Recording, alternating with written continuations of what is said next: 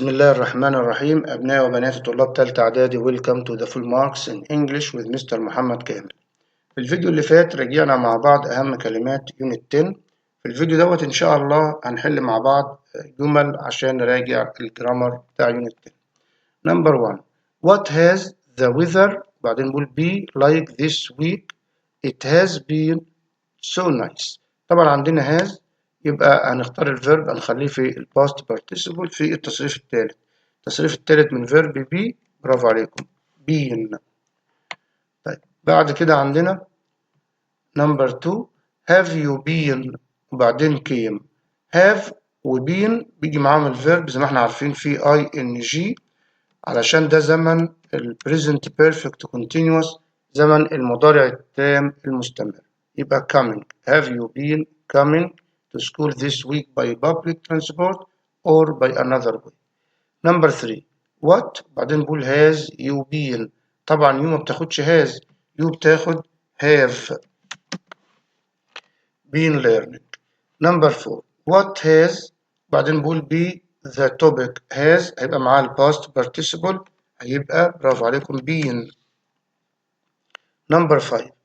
what have you most about the unit. have هيبقى معاها الباست participle enjoyed، لأن احنا عارفين إن الجرامر بتاعنا في يونت 10 اللي هو البريزنت بيرفكت والبريزنت بيرفكت كونتينوس، وبعد كده هنتكلم عن الباست بيرفكت اللي هو الماضي التام.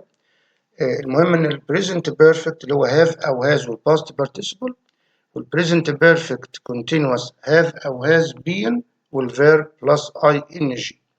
Number 6. for 3 years I the French language. بقالي 3 سنين فنقول I have been learning بتعلم فرنساوي بقالي 3 سنين. Number 7.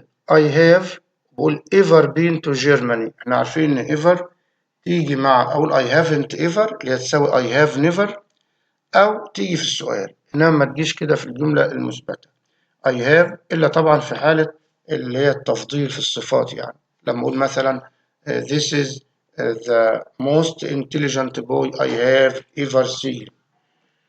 بعد كده عندنا for 3 years I have، يبقى هنا هتبقى طبعا ever هتبقى never. I have never been to Germany. Sentence number 8. This is the most interesting book اللي لسه بنتكلم فيه من شوية. This is the most interesting book I have، قلنا هتبقى طبعا ever علشان ديت في صيغة التفضيل.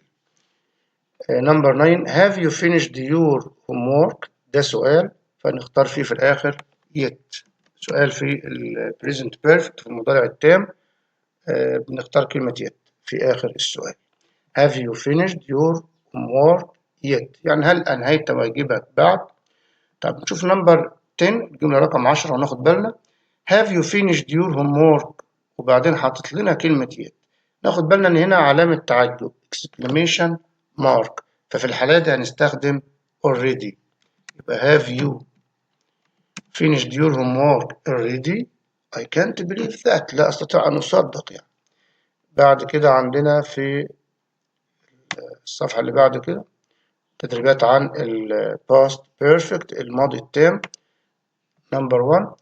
After we collect all the necessary information last week we did the research. في الجملة ديت عندنا حدثين، حدث حصل قبل الحدث الآخر. لو بقول بعد ما جمعنا المعلومات الضرورية عملنا البحث، يبقى الشيء اللي حصل الأول هما جمعوا المعلومات اللي هو جاي بعد كلمة after، يبقى دوت هيبقى في الباست بيرفكت، يبقى had والباست participle يعني had collected.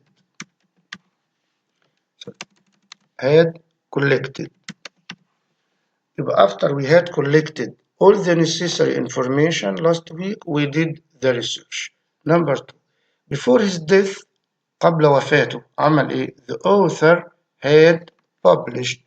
نفس الكلام لما يكون في شيء حدث الأول بيبقى في الباست بيرفكت، بس طبعا ناخد بالنا إن الحدثين حدثا في الماضي. Number 3. I not send the report until I revise it. هنا طبعا كلمة until أو كلمة till اللي معناها حتى غالبا بيجي قبلها ماضي بسيط منفي وبعدها بيجي ال past perfect. يبقى هنعمل الجملة ازاي؟ يبقى I didn't send ده ال past simple في صيغة النفي وبعدين until I had revised يعني ما بعتش التقرير إلا لما رجعته. يبقى إيه اللي حصل الأول؟ إن أنا رجعته الأول وبعد كده بعته. طيب. يبقى المراجعة دي تبقى في ال past perfect. Number 4 Lena knew the best room in the hotel because هي كانت عارفة الغرفة الكويسة في الأوضة أو أفضل غرفة لأنها كانت هناك قبل كده، راحت هناك قبل كده. يبقى احنا عاوزين الباست بيرفكت من فعل is يعني يكون. طبعا had والباست participle. الباست participle من is been. Number 5 We take a taxi to the beach after the train had left. طبعا هنا after بعدها الباست بيرفكت يبقى في الناحية التانية الباست سيمبل اللي هو الماضي البسيط يعني التصريف التاني من take took. Number 6 He not telephoned me until he had got the news. نفس الجرامر بتاع الجملة نمبر 3 ماضي بسيط منفي يبقى didn't telephone وبعدين في اليمة التانية طبعا هو حاطط الماضي التام اللي هو had got. Number 7 Before Magdi returned home he وبعدين his friends. طبعا بعد before جاي الماضي البسيط اللي هو الحدث الثاني بعد كده الحدث الأول هيكون في الماضي التام اللي هو had met لأن هو قابلهم قبل ما يرجع البيت. بعد كده sentence number 8 فاطمة بول has never heard Italian before she went to Rome. ادي before بعدها الماضي البسيط اللي هو التصريف الثاني يبقى في اليمة التانية ماضي تام يعني had والتصريف الثالث هو حاطط طبعا التصريف الثالث heard فاحنا بس نخلي has نخليها had. after كريم had done ادي الماضي التام بعد after في اليمة التانية هيبقى التصريف الثاني watch. number 10 لمياء did well in the best in the test because she طبعا هي أدت كويس في الامتحان لأنها رجعت كويس. هي أدت كويس ده في الماضي البسيط did well تصريف تاني. طب المراجعة دي كانت قبل كده قبل ما تمتحن أو قبل ما تأدي في الامتحان فتبقى ماضي تام يبقى had revised. ناخد بالنا يا سنة تالتة إن القاعدة معناها لما بيكون حاجتين حصلوا في الماضي الحاجة اللي حصلت الأول بتبقى ماضي تام والحاجة اللي بعدها بتبقى ماضي بسيط. بعد كده astronauts will studied space with their eyes before the telescope was invented. هنا before بعدها ماضي بسيط اللي هو was invented بس طبعا مبني للمجهول يعني. في اليمة التانية هيكون ماضي تام فهتبقى had طبعا هو حاطط الباست participle اللي هو studied. Number 12 Students were amazed to know that the ancient Egyptians had discovered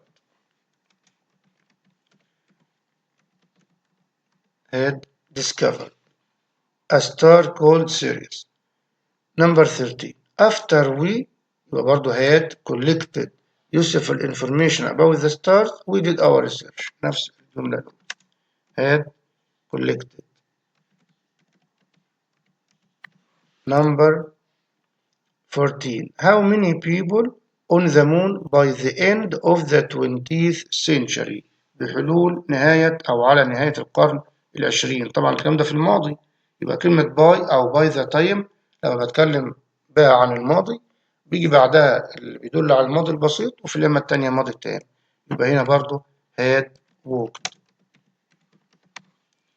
Number 50 People didn't know much about stars until scientists برافو عليكم had used قاعدة until قلنا خلاص بقى ماضي بسيط منفي قبلها وبعدها ماضي تاني. طبعا لما أكون بتكلم عن الماضي لأن ممكن يجي بعد الروابط الزمنية ديت ممكن يجي بعدها مضارع بسيط present simple وفي اليمة التانية مستقبل.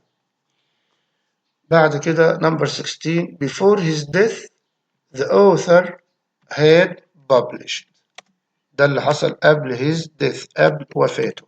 طبعا before و after ممكن يجي بعدهم النون أو الفيرب في اي ان جي، مش لازم يعني جملة اللي هو فاعل وفعل. نشوف بعد كده before I school last time I had said، يبقى طبعا هنا before هيبقى بعدها ماضي بسيط، يبقى التصريف التاني من leave left. Number 80 yesterday I went to the club after I، برافو عليكم، أنا متأكد إن طبعا معظم الطلاب بعد فاهمينها كويس. finished had finished. I didn't send the report until I had revised. Number 20 Lena knew the best room in the hotel، حليناها قبل كده لسه حالا had been. Scientists had done a lot of research before the first person had walked، عشان ديت قاعدة before. No one had seen a photo of the far side of the moon، بقول مكتوب when 1959، يبقى طبعا ديت since 1959.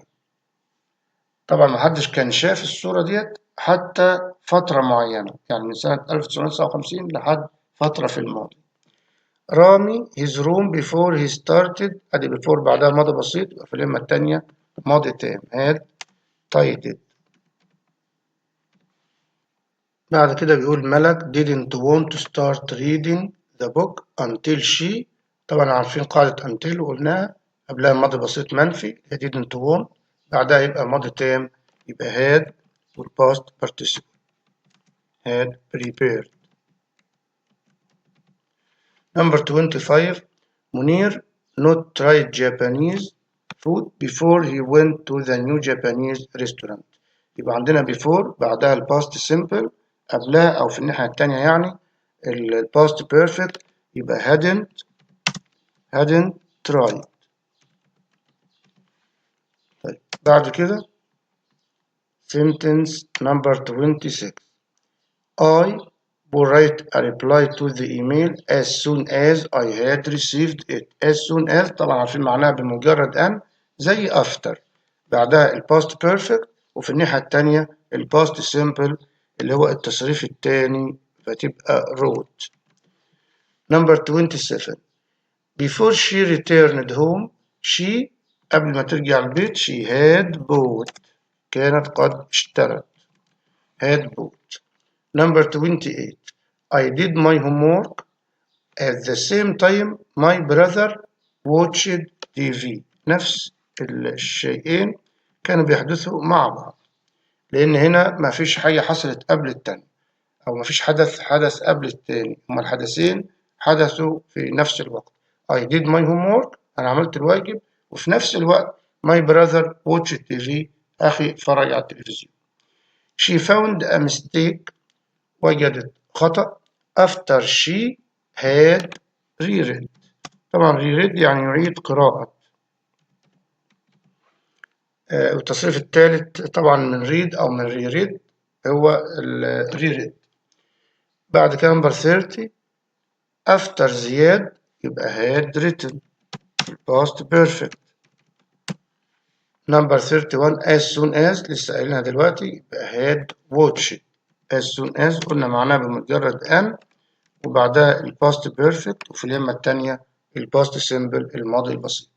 نمبر 32 he watched the film as soon as he، وعاوزين بقى الباست بيرفكت من does، هيبقى had، والتصريف التالت من does هتبقى done had done.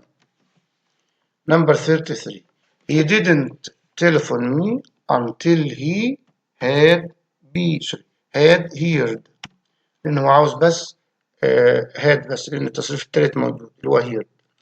آخر جملة عندنا before، ناخد بالنا بقى من هنا من الجملة ديت إن هنا مفيش فاعل بعد before، هو جايب فعل visit بس مفيش فاعل، يبقى في الحالة دي نحط الفيرب في ing visiting، فيبقى معناها after visiting، بعد زيارة my friend I had bought him a valuable، سوري هنا before يعني before visiting my friend، قبل زيارة صديقي I had bought him a valuable present، كنت قد اشتريت له هدية قيمة يعني.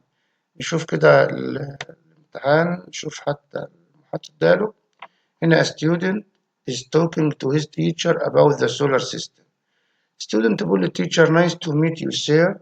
Can I ask you a few questions؟ قال له of course بالطبع أو sure بالتأكيد. وبعدين قال له طبعا نكتب هنا sure. What questions would you like to ask؟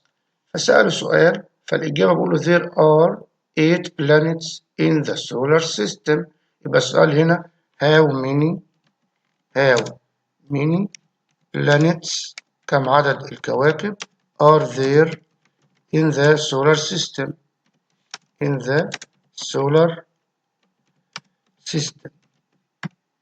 فقال له there are 8 planets. قال what else ايه تاني؟ سأله سؤال قال له the sun is a star not a planet. يعني الشمس نجم وليست كوكب. فهو في السؤال كان بيقول له is the sun a star؟ هل الشمس نجم؟ وممكن نقول is the sun a star or a planet؟ هل هي a star or a planet؟ فقالوا طبعا هي a star not a planet. بعد كده قال له how can we see the stars؟ فجاوب عليه وبعد كده قال له yes the telescope is good idea. يبقى قال له we can use a telescope أو by using a telescope. طيب بعد كده yes the telescope is a good idea وقال له كلام قال له you are welcome. طبعا قال له thank you أو thank you sir أو thank you very much. بعد كده عندنا trainers اللي هو الحذاء الرياضي helping helmet اللي معناها خوذة comfortable مريح sensors اللي هو المستشعر. بول space technology has astronauts and scientists. has هنا هيجي بعدها طبعا هنا التصريف الثالث help يعني التكنولوجيا أو تكنولوجيا الفضاء ساعدت رواد الفضاء والعلماء to research stars and planets. It is used تستخدم لكي to make many of the objects we use every day such as braces, the internet and the camera sensors ومستشعر الكاميرا sensors. Space scientists علماء الفضاء invented a with small bags. invented خليها بقى عشان trainers في الجمع ما نحطش invented trainers ولا هنا سوري small bags of air inside. This made the helmet more for astronauts. يبقى a helmet بقى a helmet لأن هنا بتكلم عن الهلمت لأن بعدها قال this made the helmet more comfortable لأن احنا عارفين برضو إن الترينرز الأحذية الرياضية بيكون فيها small air bags وسائد هوائية صغيرة. بس هو هنا اتكلم عن نوع معين من الخوذة برضو بيكون فيه small bags of air من الهواء. بعد كده القطعة اللي عندنا read the following and answer the questions. نقرأ القطعة مع بعض.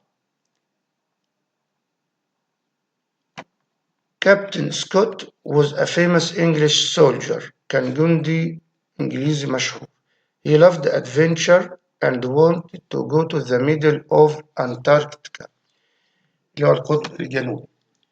In 1910 Scott started his trip بدأ رحلته with 4 other people.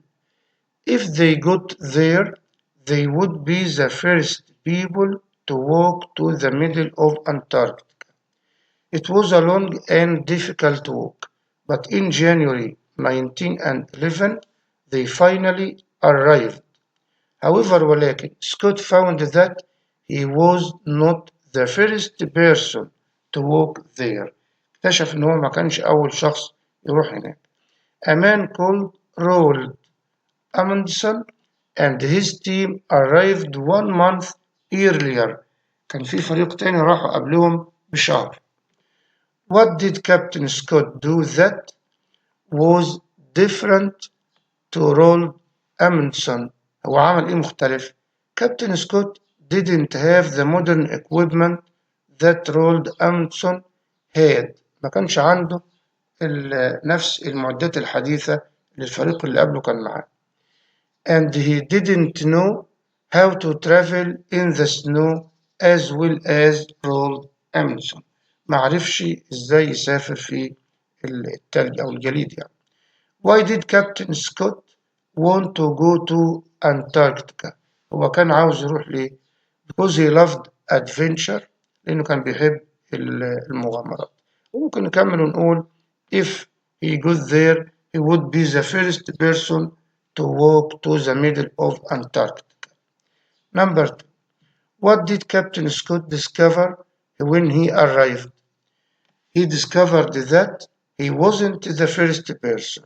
اللي هو من عند Scott found that he wasn't the first person to walk there. Number 3. How do you think Captain Scott felt when he made this discovery؟ تتوقع كان حاسس بإيه؟ طبعا he was disappointed، كان محبط. Say he was because he wanted to be the first person to arrive there، وكان عاوز يكون أول شخص يوصل هناك. فلما اكتشف إن هو مش أول شخص فأكيد he was disappointed، أو لو أنت في الامتحان قلت he was not happy ما كانش مبسوط. طيب number 4. The underlined they، if they got there they would be the first. refer to طبعا Scott and his friend. بعد كده number 5. The first person to walk there was Roald. كان أول شخص يروح هناك Roald. Number 6. The synonym of the word modern. مرادف كلمة modern طبعا recent، حديث، وعاوز synonym المعنى. بعد كده في الجرامر to make the adjective from the word success، عشان نجيب الادجective طبعا full يبقى successful. Number 2. Neil Armstrong was the first to walk on the moon، يمشي على القمر أو سطح القمر، يبقى استرونوت، رائد فضاء. لأن خلي بالكم إن استرونومر اللي هو عالم الفلك ده بيدرس النجوم والكواكب، إنما اللي بيسافر وبيروح بقى دوت استرونوت. Number 3. When you throw something into the air it returns again because of، بسبب، يعني لما بترمي شيء في الهواء بيسقط مرة ثانية بسبب طبعا gravity، برافو عليكم، الجاذبية gravity. بعد كده number 4. We add the prefix to the adjective usual to give its antonym. بنحط البريفكس ايه لكلمة usual عشان نجيب الانتونيم، يبقى طبعا unusual. نكمل برضه في جمل الكلمات أو vocabulary. Number 5.